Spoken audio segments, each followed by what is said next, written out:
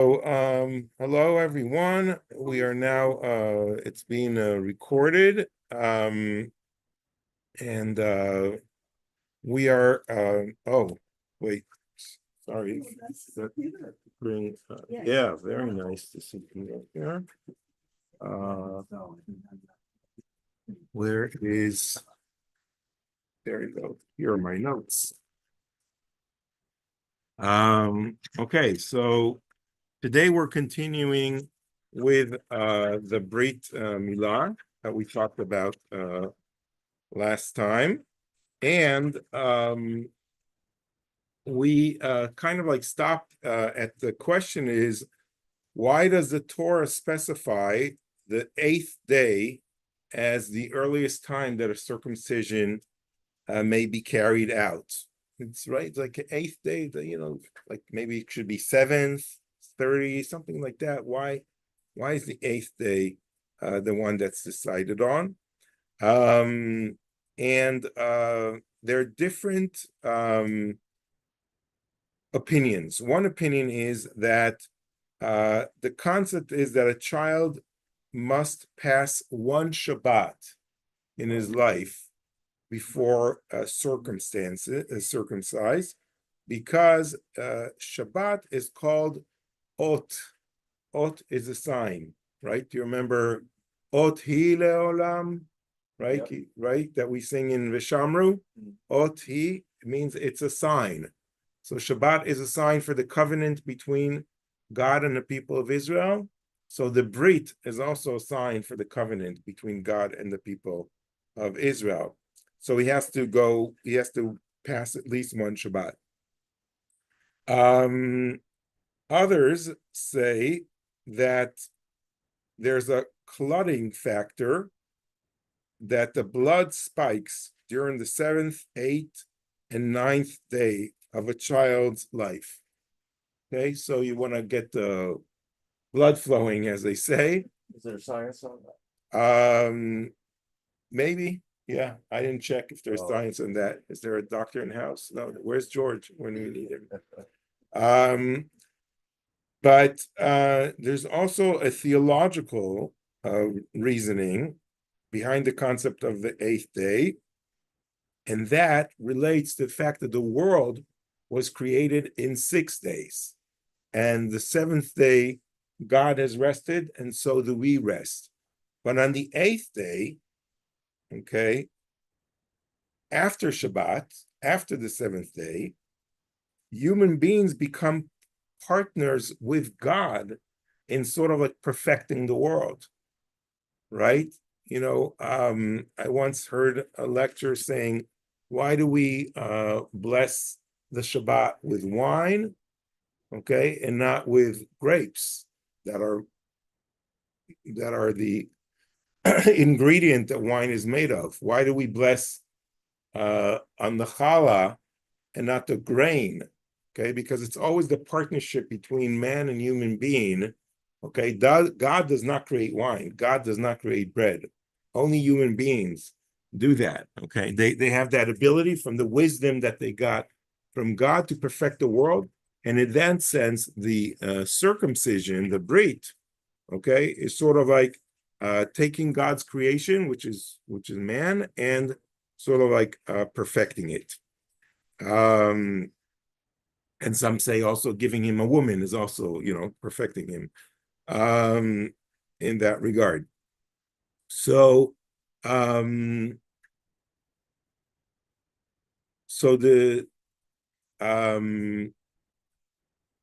now, so these are the different reasons for why the 8th day. If the circumcision is done before the 8th day, it is not ritually valid.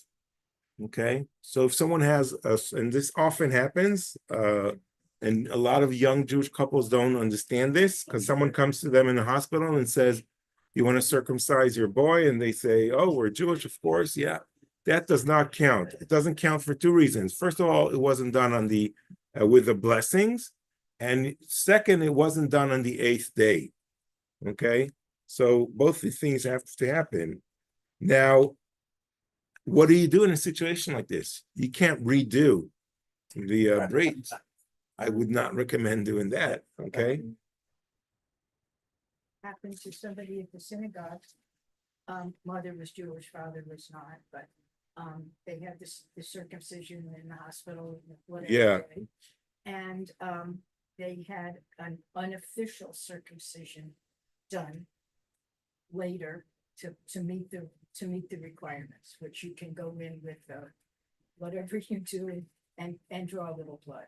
Right. So this ritual, what you're referring to, okay, is that you draw a drop of blood from the shaft of the penis, okay, just behind the corona, the crown, okay.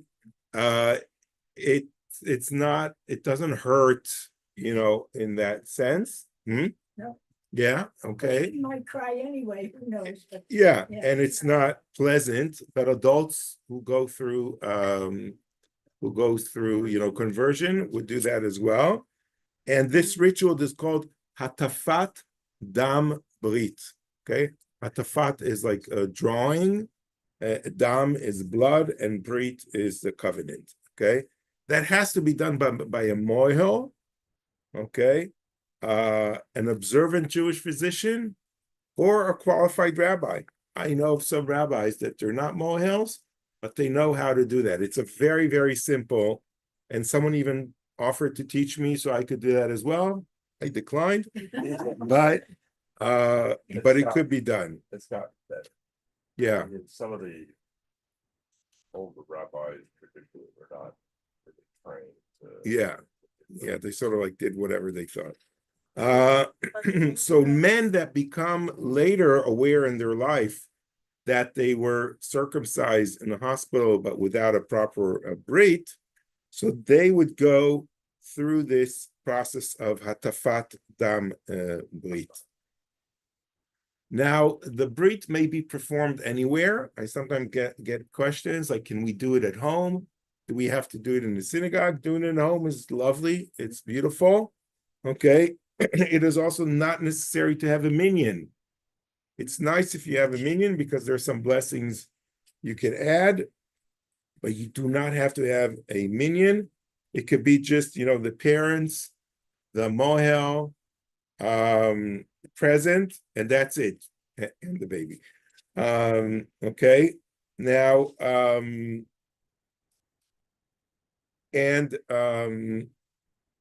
there are several honors that are regularly giving out at a Brit. Okay, hopefully we'll see a short film afterwards about it. One of them is the kvetter. Kvetter. Have you heard that term in Yiddish? The kvetter, okay, or kvetterin. Okay, no, that's not the sandak. No, that's usually a couple that's married that brings the baby into the room where he will be circumcised. It's just like an honor. You give it maybe to the.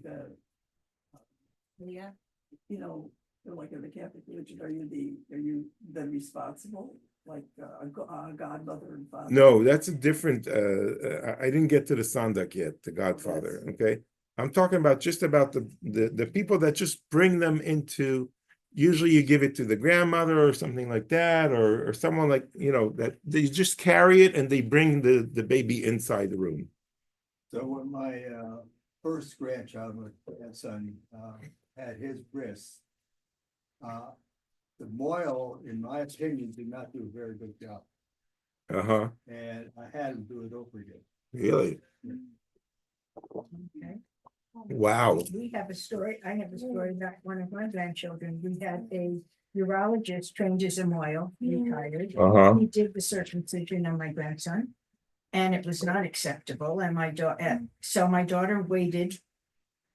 Let's see what's going on here. And my grandson needed surgery. Fortunately, at 2 years old. Wow. At that time, the doctor who happened to be doing the surgery was Jewish. It didn't matter because he had a bris. Yeah. They finished what was not completed. Wow. Wow. And it was disappointing because it was a urologist who was retired, but not that old. Yeah. Who was Yeah. advertising that he could do it. Yeah. Yeah, No, it's yeah. wrong. I had it Wow. redone almost immediately. I had Yeah, it. no, well, we didn't know, Yeah. it was too little, so Yeah, realized that he didn't look right. Do you remember? yeah, you need to know what you're doing.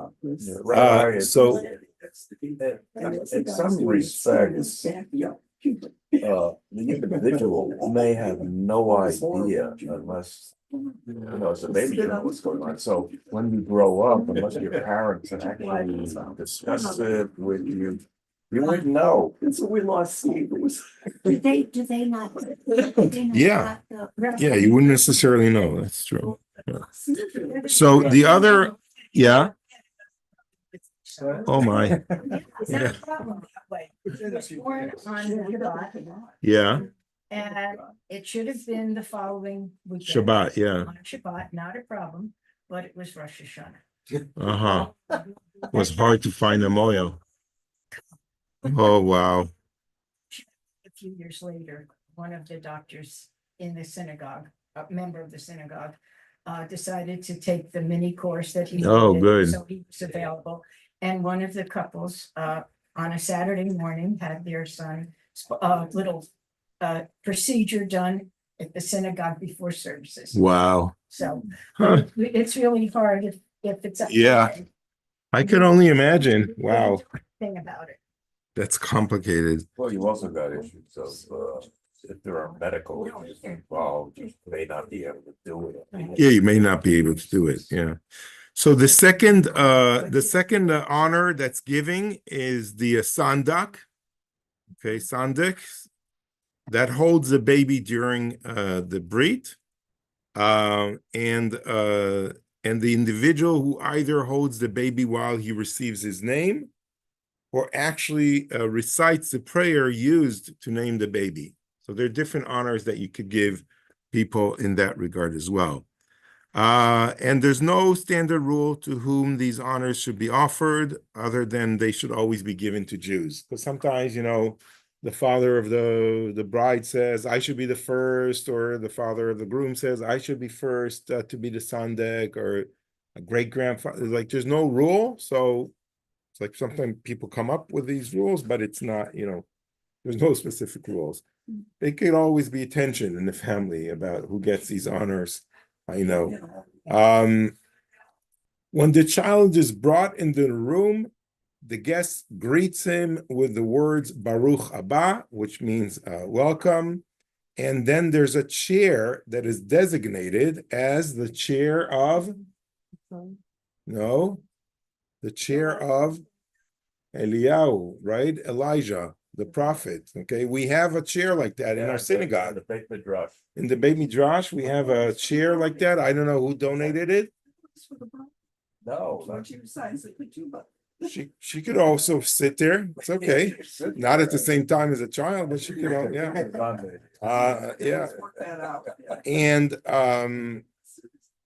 And the child is placed there by the kvetter, the person that brings the child inside, and the chair should be special in some way, and the ritual should be explained as being symbolic of the old belief that the prophet Elijah comes to every Brit Milah.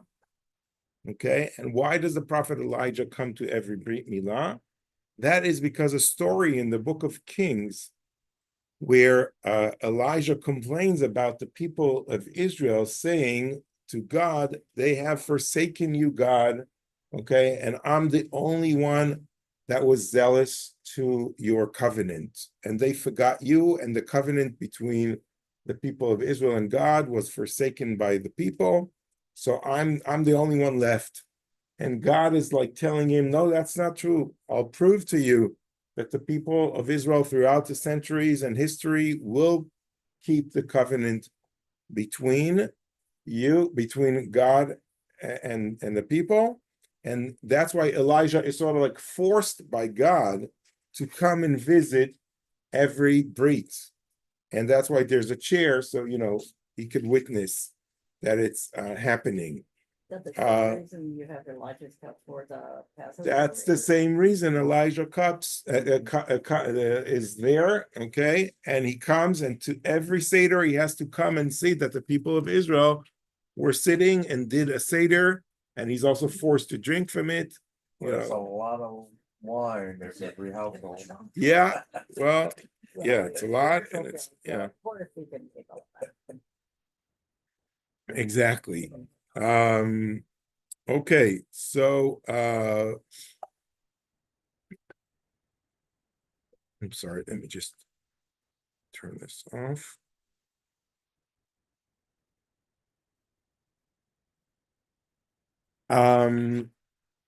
So since technically speaking, it is the father's obligation to have his son circumcised, okay, he must formally designate the mohel as his agent to perform the brit. Okay, if not, he needs to do it physically.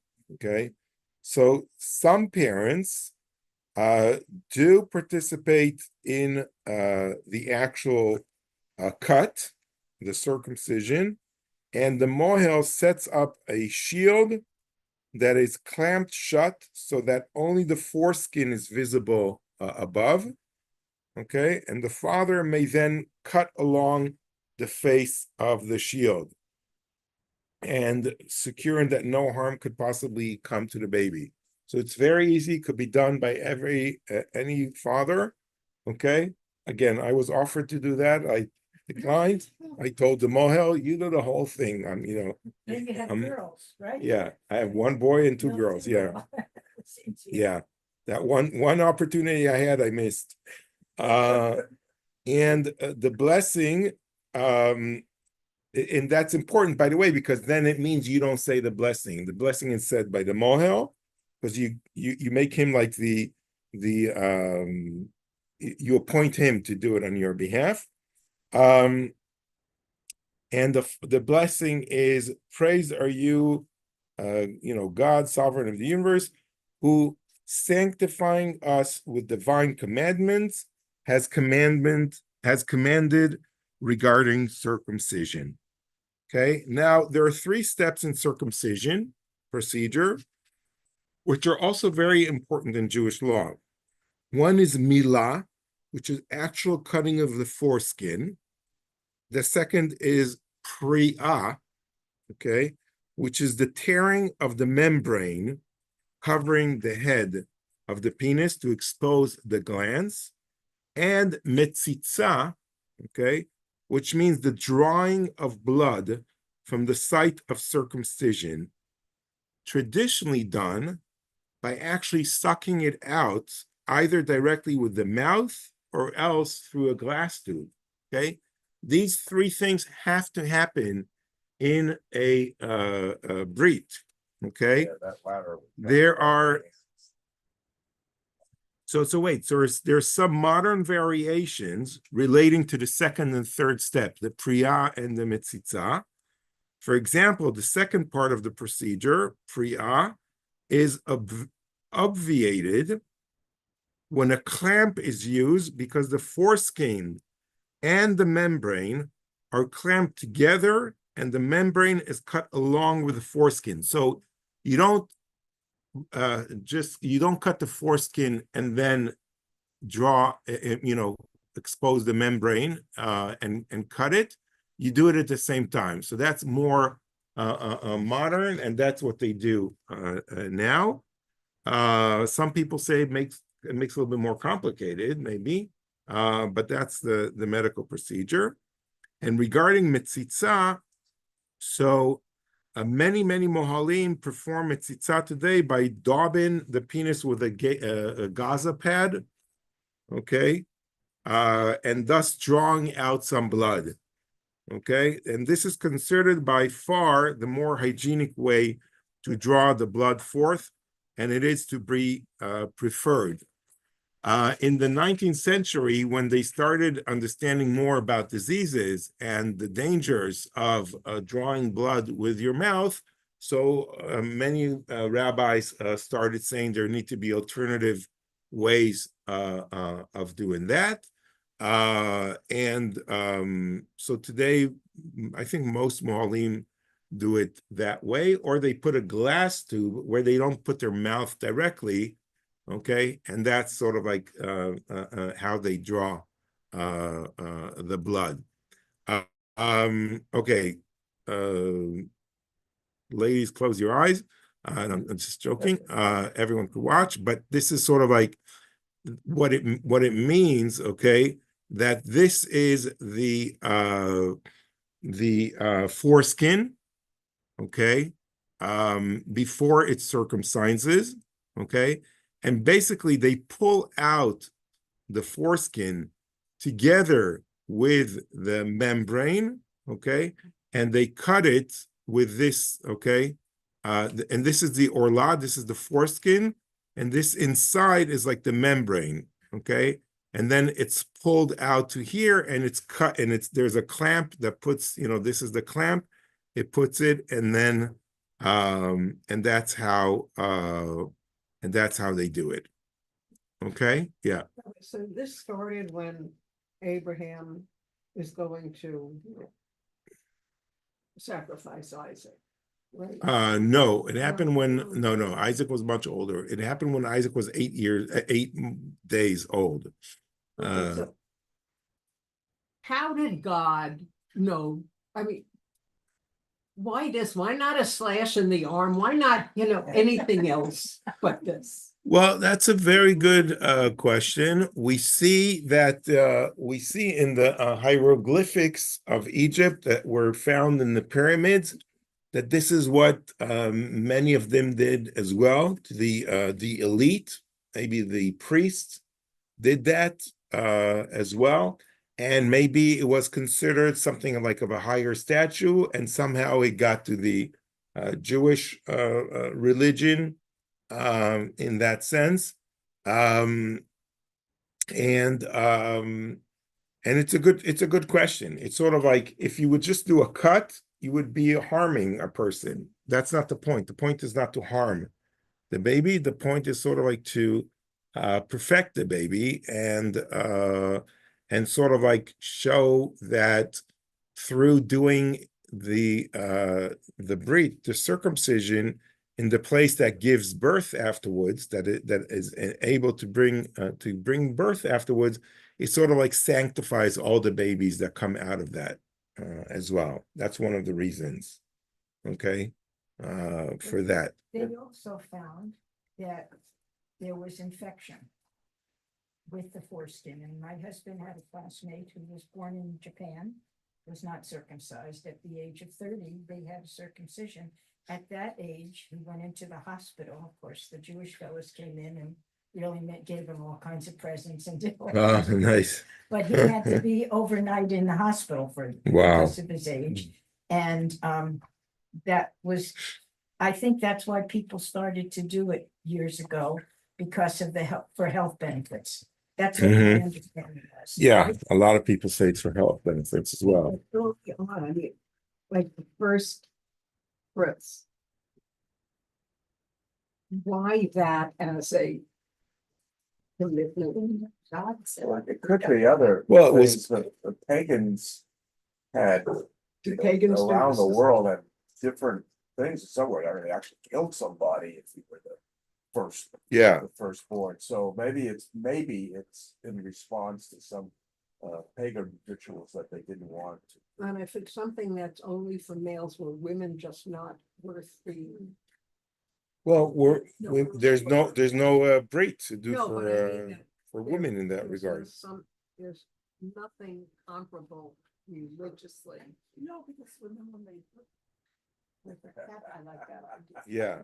So yeah, I will talk a minute about ceremonies for women, okay, which is a more modern thing. Rabbi, is there any lesson to be learned from Dinah and what Jacob's sons did when they did the mass?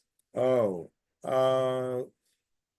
no, just like that. It takes a few days to recover from a Brit when you do it when you're older. Yeah. They slaughtered them.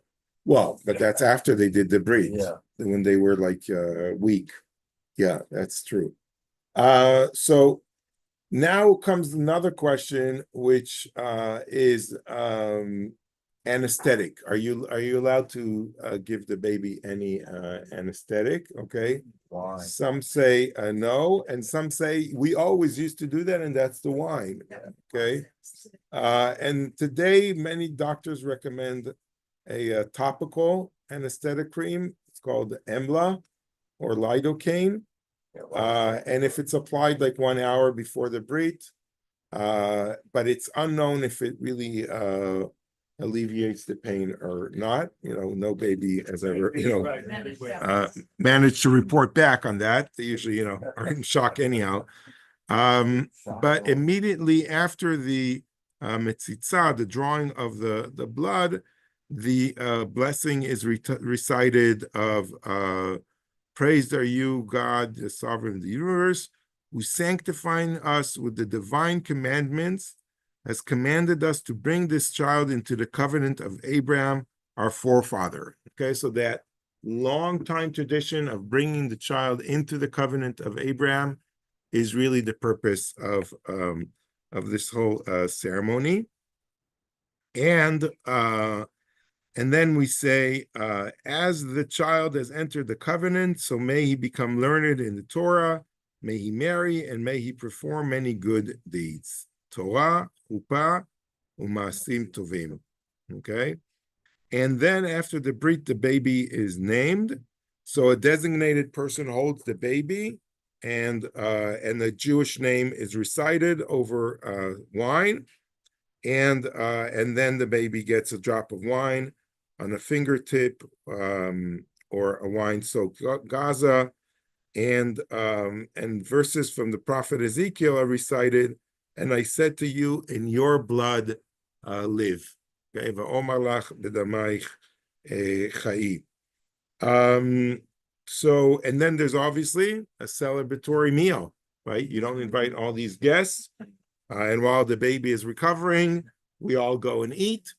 And the mother is probably usually in shock, and she can't eat either, right? So you could always save a portion on the mother. She doesn't want to eat usually.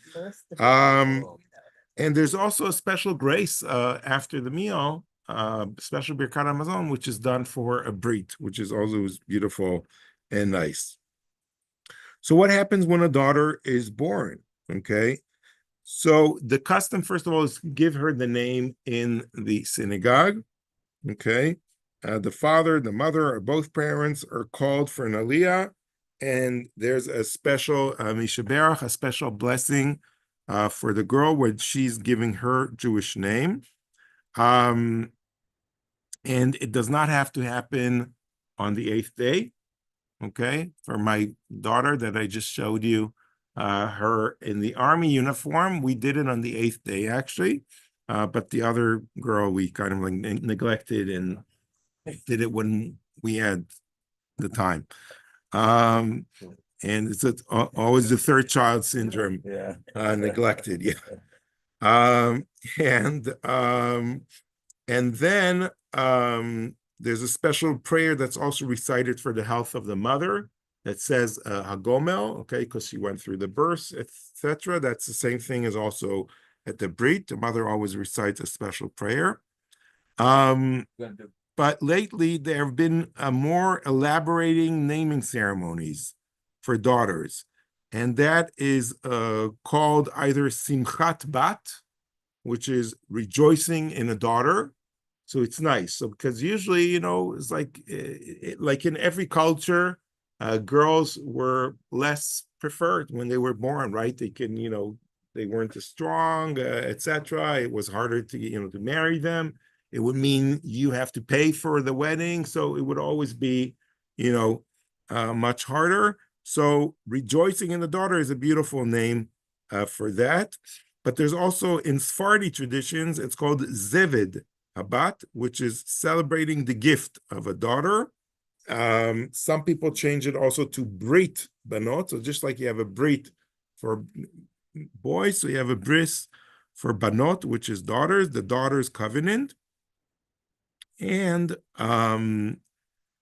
obviously it doesn't have, all the special blessings, but people added different blessings like the Shechianu and putting on a talit, and other blessings that were made for that. I've always, enjoyed creating those ceremonies and doing that.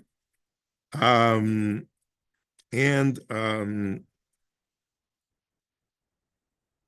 okay, A waterfall. yeah. Um, and that's also a beautiful service. It could also be done at home. It could be done in the synagogue. I've actually done a few since I've got here to girls.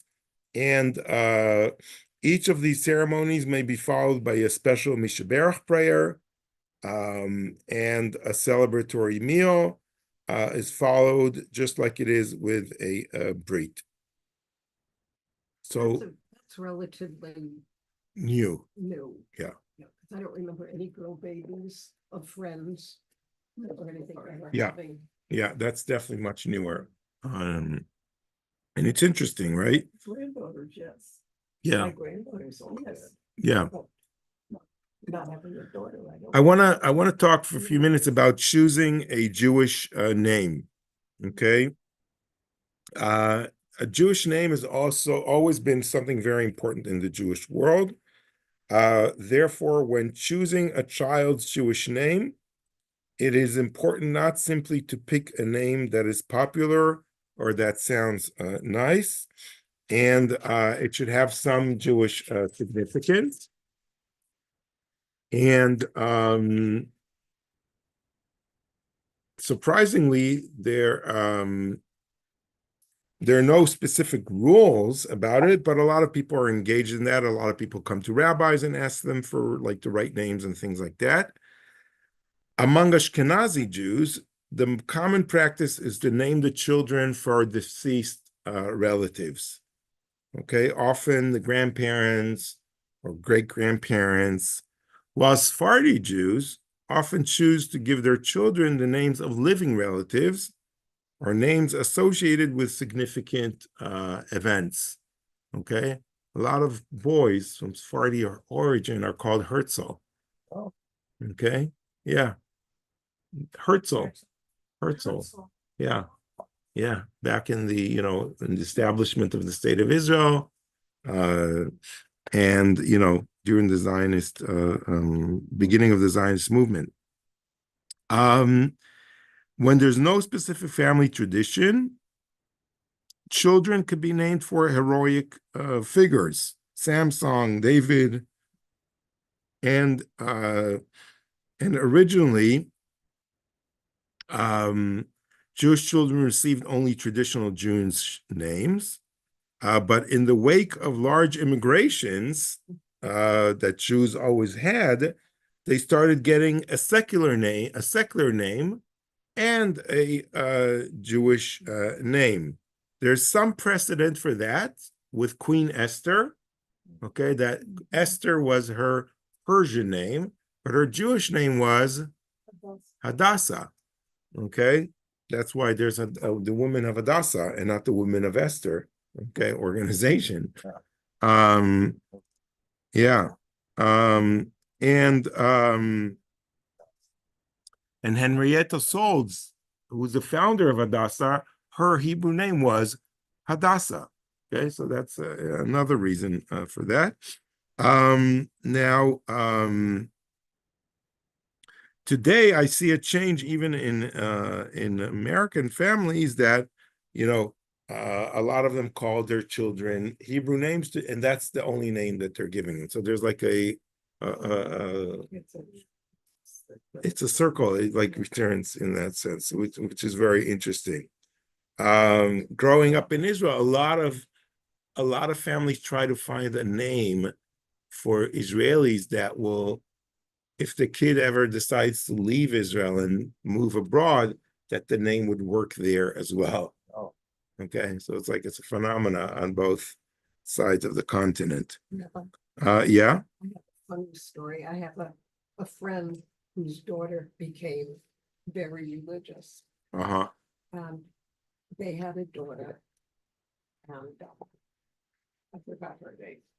But when the mother had a second child, and the first child, who was still quite young, kept asking, what's my sister's name? What's my sister's name? And the baby's name was not said until the Shabbat Uh-huh. after she was born.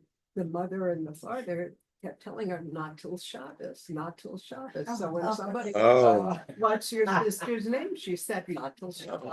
Yeah, it's funny. That could be confusing. I Yeah. like that. I think that's Right. That's funny. So now the Jewish names is also goes together with the parents' names. So when you say someone's name, you also say the parents' name. Okay, like like I don't know, what's your Hebrew name? It's a good question. Oh, I'll talk to you. You don't know your Hebrew name? Well, Sorry. he does. I do. Oh, okay. It's Aryeh, Aryeh. Okay. but Ben David. Ben David. Okay. Beautiful name. So you always, when you're called your name, so you say Aryeh, but you also say Ben, which means son of, or Bat, daughter of. And then we'll also say the. And, right. Right. Do you know your mother's Hebrew name? Sylvia. The Hebrew name? No, there Well, wasn't any. I don't Wasn't think she any. had it. Interesting. They really didn't bother. With giving girls. Really? But a Hebrew name? My- Does she have a middle? My middle even had Mary was middle. Jewish. What's the She first? didn't even have a middle name. No. What about a Jewish name? Later, she said it was Miriam. Oh, But okay. she never had a Made it up. middle name. That's fascinating. That's right. Okay. So it's important to know that as well and write it down, because I very often families come into my office and they don't know the name at all. They have to dig it up from old ktubas and old documents. So it's good somehow to write it down or to send the synagogue. We have a database, so send the name so we have it as well. When someone joins and they fill out all that information, there's a place. Yeah. To put down. Just make that up as you go. When we do, it's to the extent we know, it's all there. Yeah. Yeah, I know, but it's usually it's not always full. accurate. Right. Now, there's also a tradition of adding a name to someone who is sick. Okay. And that name usually reflects something of the prayer that we want that person to recover and get and be well again. So sometimes you would add the name Chaim, life, to someone's Hebrew name. And like the rabbi would come to this, usually the hospital, and give that person like a baby naming, do a name and add that name to the person, and then recite a Mishaberach prayer for their well-being, for their refuah shlema.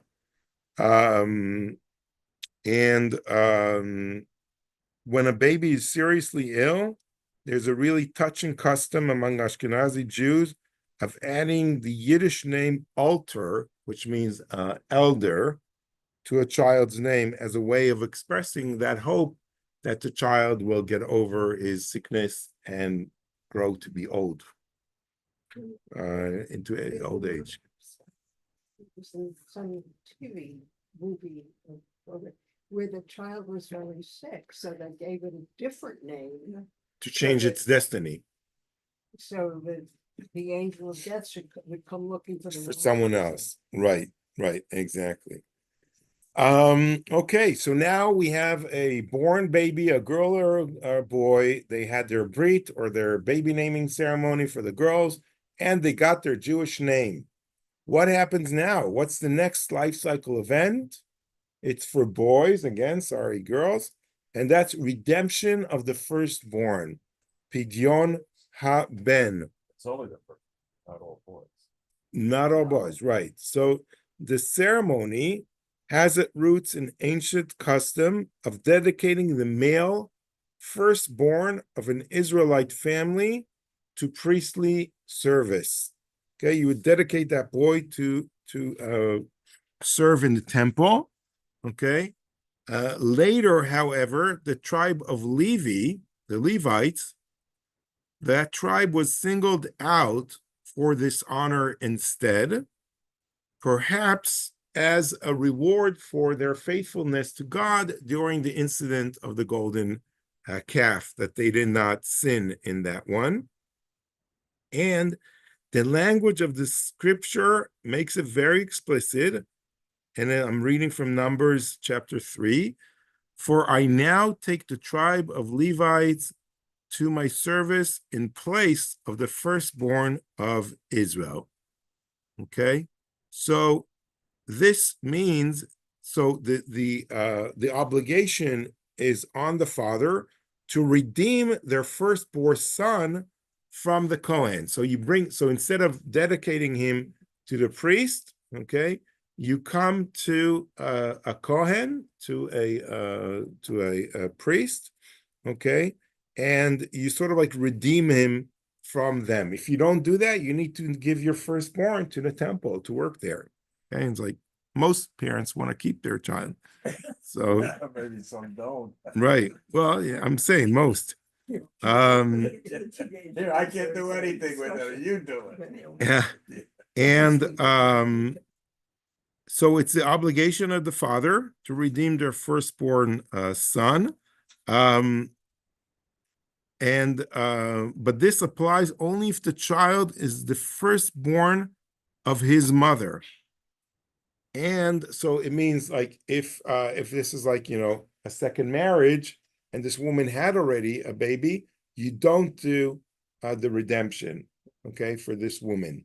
Also, if you're a Cohen or a Levite, you don't do that redemption either, okay? I'm a Levite. They didn't do the ceremony for me, okay?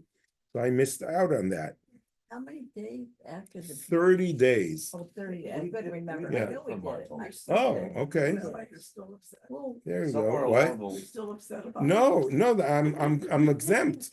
They were exempt. My parents were very happy. They saved all that money. yeah. Yeah. Now, also, the birth has to be a regular birth, not cesarean section, for example. Okay, it needs to be a regular vaginal birth, or else you're exempt as well. And if there's, God forbid, a miscarriage or something like that, so when a new child is born, you're also exempt. Even if it's a firstborn, you're also exempt in that way. Rabbi, did ancient times know about cesarean? I thought we get it from Caesar and the Romans. I didn't Pretty know. ancient. Yeah, but all right, we're talking. Yeah, but okay, but even back then, I guess they knew that. So that the Pidyon Haben ceremony happens actually on the 31st day because it needs to be complete 30 days. And you don't do it on Shabbat or festival, okay? So you postpone it another day if it's like a Shabbat or a festival. So Chol HaOmer would be okay.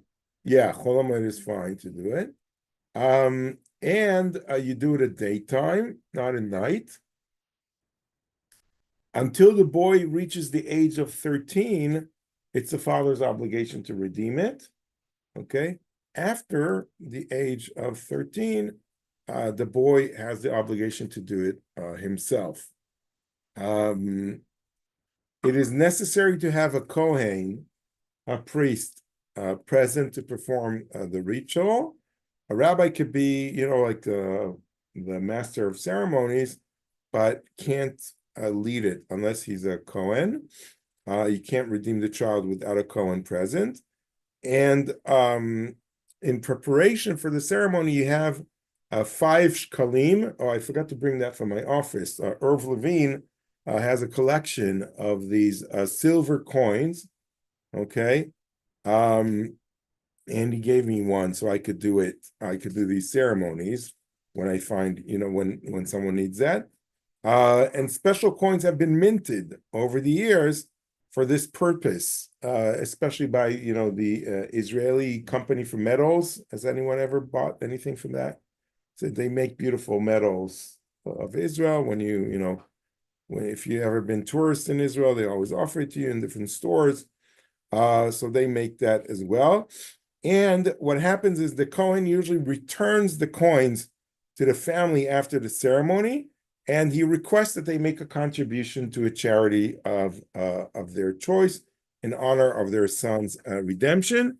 In this way, you get to keep the coins back, because these are very valuable coins that you need to use for the next ceremonies. If it would be impossible to give them each time to the Kohen, but the Kohen could keep them. He doesn't have to give them back. And it happens during the course of a meal as well. Now, there's no redemption ceremony for firstborn daughter, okay? And in the conservative movement, Rabbi Jared Skolnick wrote that the biblically mandated practice of Pidyon Haben, redeeming of the firstborn, is restricted to the males, children only, and should not be expanded to include firstborn children. However, all gatherings which serve the purpose of enhancing the sense of blessing and specialness associated with the birth of the firstborn female children are to be encouraged. Okay, so you could do, like another party or something of that sort. Most parents, don't have that on their minds, but that's how it would be done. So I want to show you parts of a clip of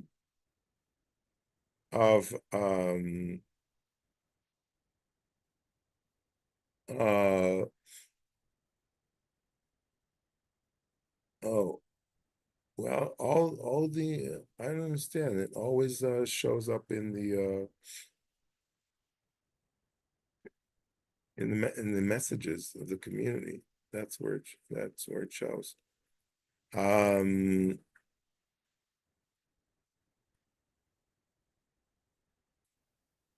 So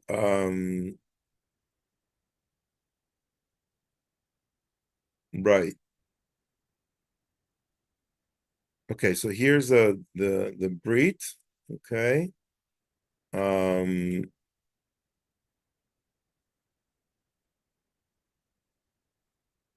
And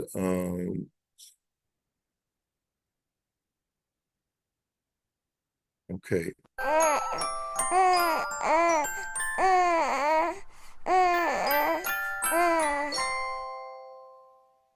היי.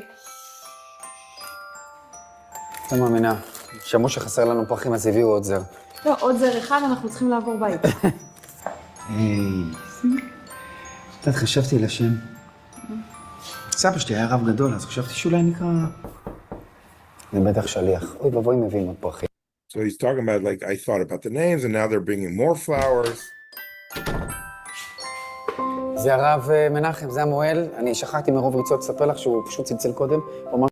Okay, so this is Menachem, he's a moel. שהוא מגיע לפני הברית, קצת לבדוק, לשאול.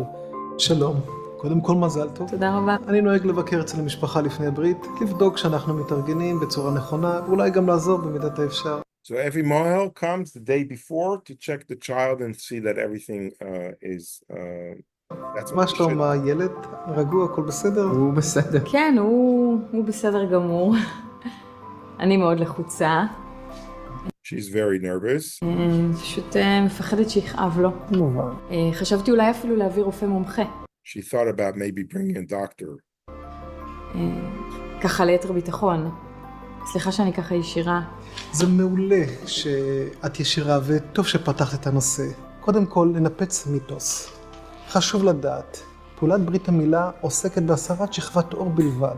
So explaining to her what the bris is about, that it's just removing that piece of skin. התהליך הזה חיוני לבריאותו של הילד. כך פרסמו ארגוני בריאות עולמים.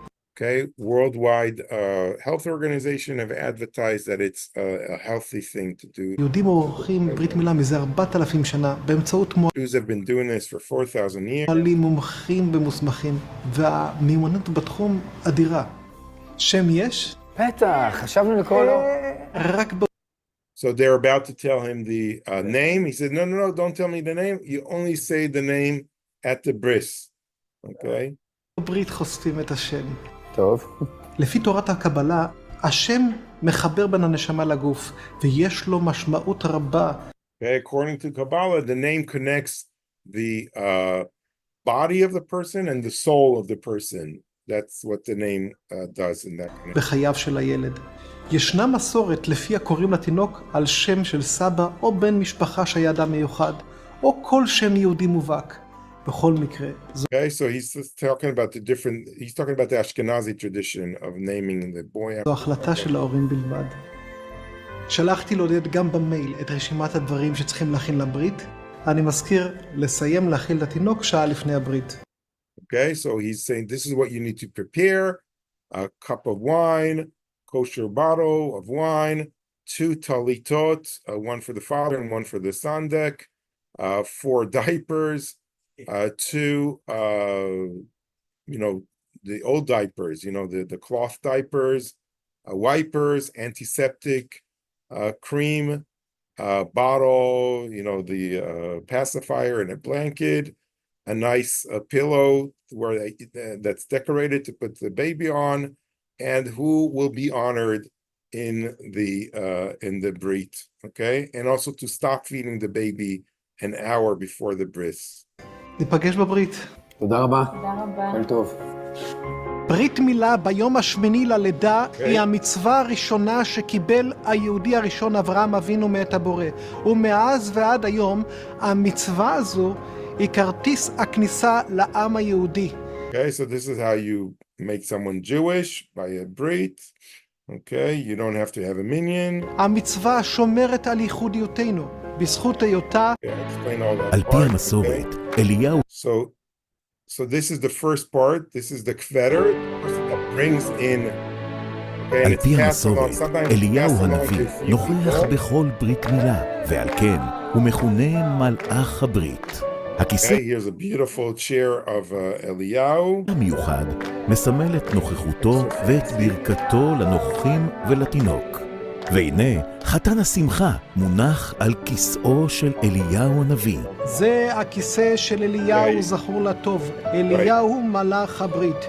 הנה שלח לפניך. Okay, so it's sort of like presenting the baby to Eliyahu, like, look, we're performing the covenant.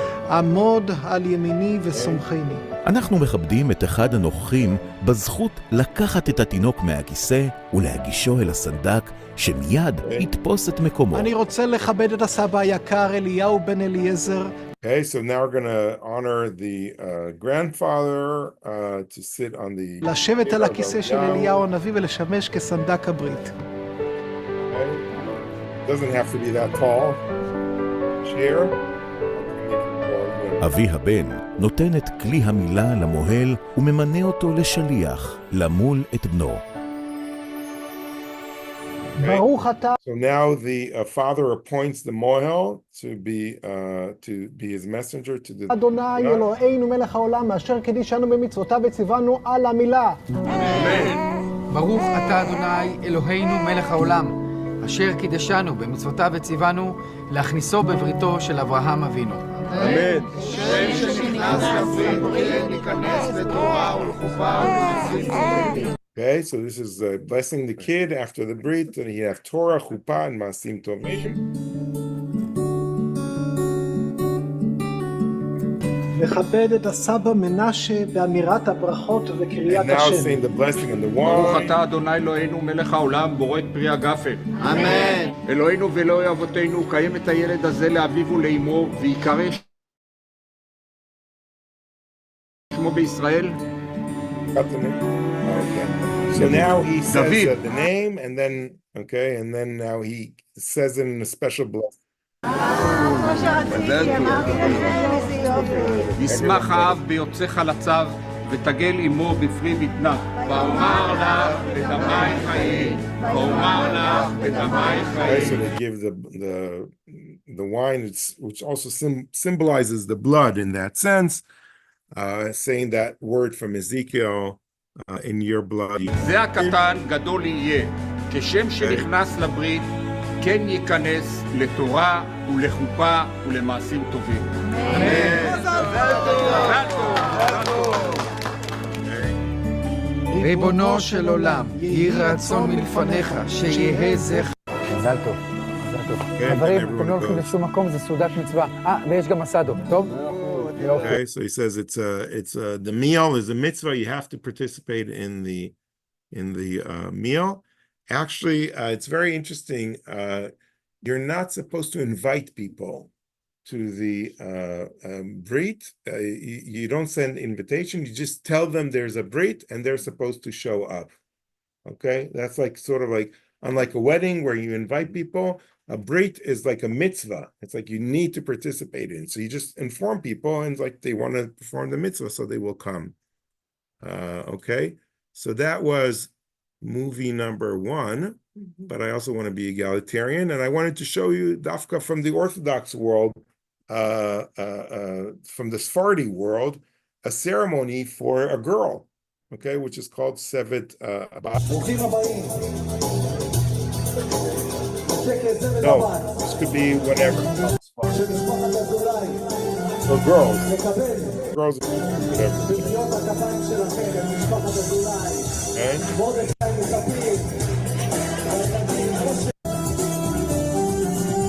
Okay. אתכם לבריתה, אבל אין טקס כזה בריתה. זבת השם לילדה הנעימה הזו. אנחנו זקוקים לאמן שלכם. תודה רבה. יום עתיד לחגבי הסלע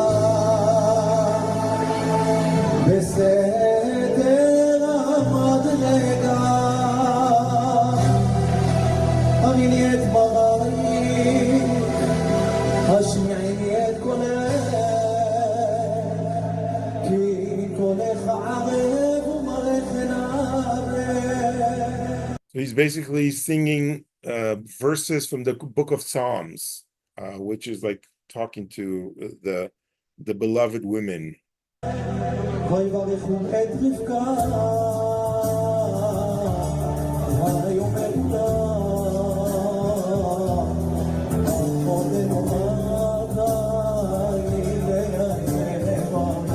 And he's also adding the special verse from the book of Genesis where they blessed Rebekah and told her, our sister, you will go and multiply and be fruitful and successful, when they sent her off to go and meet Isaac.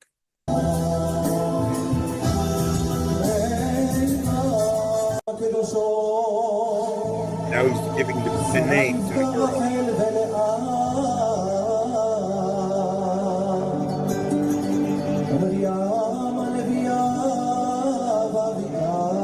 He's also mentioning Eliyahu Navi. ידידי היקרים, מרדכי וספיר, למשפחת אזולאי, לגדלי האלוהים, בבריאות ובשמחה, בזכות.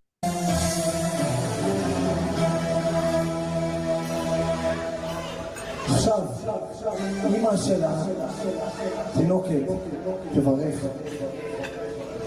ברכת Okay, so now the mother is going to give the blessing on, the miracle that the birth went okay and everyone came to well. שזיכה אותה השם.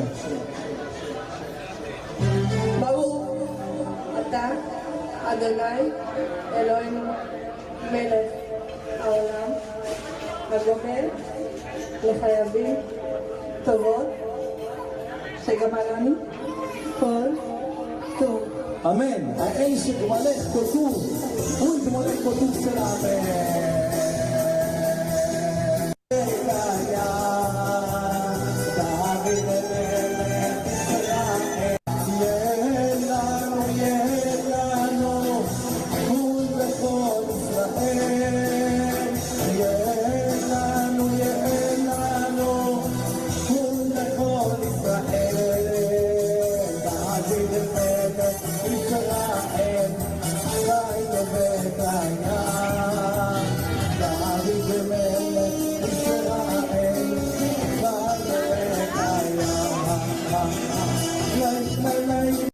So that was interesting to see other cultures in that regard, right?